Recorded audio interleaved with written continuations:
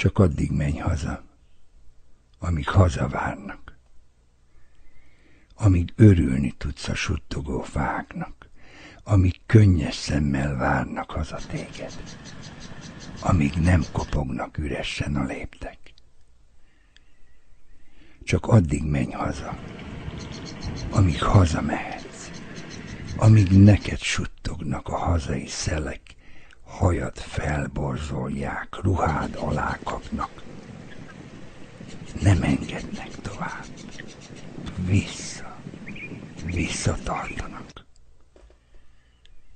Két karod kitárva, ahogy a szél is neki fut a fáknak, vállára borulsz az édesanyádnak. Elmondhatod neki a jót, de a rosszat el nem mond. Ne tetézd azzal nagy kazlát a gondnak.